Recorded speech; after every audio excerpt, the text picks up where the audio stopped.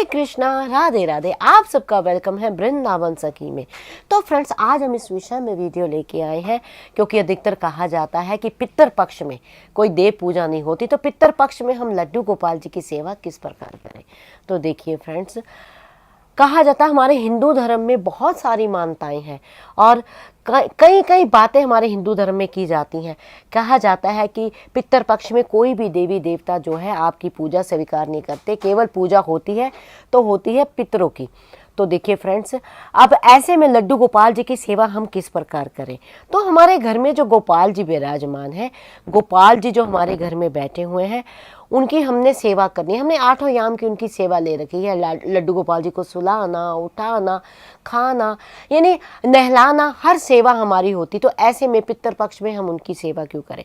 तो देखिए, सबसे पहले बात तो मैं ये कहूँगी कि हाँ, पितर पक्ष जो है पितरों की पूजा सेवा अर्चना करने के लिए है, लेकिन जो हमारे गोपाल जी हैं उनकी सेवा तो हम छोड़ नहीं सकते। वो हमारे फैमिली के एक मेंबर है। और ये देखिए, कोई पितर पक्ष में मंदिर तो नहीं बंद हो जाते। जो भी हमारे देव हैं, देवी देवता हैं, उन सब की पूजा अर्चना उसी प्रकार होती है। तो ठीक है, शास्त्रों की बात भी हम शास्त्रों को नकार नहीं सकते, शास्त्रों की बात अपनी है, लेकिन जो हमारे गोपाल जी हैं वो केवल भगवान नहीं है, वो हमारी फैमिली के एक मेंबर है। अगर हमारी फैमिली में मान लीजिए जितने भी सदस्य हैं, क्या पितर पक्ष में हम उनको भोजन नहीं देते, क्या पितर पक्ष में हम उनको वो लोग स्नान नहीं करते हैं, तो फिर हम गोपाल जी के लिए ऐसा भाव क्यों रखें कि पितर पक्ष में गोपाल जी की सेवा नहीं करनी चाहिए। गोपाल जी की सेवा हमें डेली सेवा की तरह करनी चाहिए। उसी तरह गोपाल जी को हमें नहलाना है, उठाना है, उनकी जो हम आरती इत्यादि करते हैं, उनको भोग देते हैं, वो सारी सेवाएं जो है गोपाल जी की हमें करनी चाहिए। क्योंकि गोपाल जी हमारी फैमिली के एक सदस्य हैं, केवल भगवान ही है। हर किसी का अपना एक रिश्ता है गोपाल जी के साथ। कोई पुत्र मानता है, कोई भाई मानता है, कोई सखा मानता है, कोई बंधु मानता है। तो ऐसा मन में विचार ना रखें। हाँ, पितरों की सेवा करें, पितरों की पूजा करें, तर्पण करें, सब करें, आप कार्य करें, वो कार्य आप ना रोकें, लेकिन उसमें आप गोपाल जी को आप भूखा नहीं रख सकते हैं। गोपाल जी को बिना नहलाए आप नहीं रख सकते हैं, गोपाल जी को बिना सुलाए भी नहीं रख सकते हैं। तो गोपाल जी की सेवा हमें उसी प्रकार करनी है।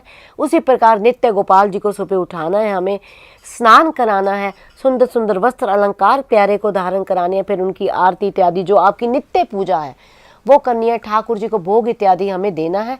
तो मन में ये भाव ना रखे कि हाँ पितर पक्ष है तो गोपाल जी की हमें सेवा नहीं।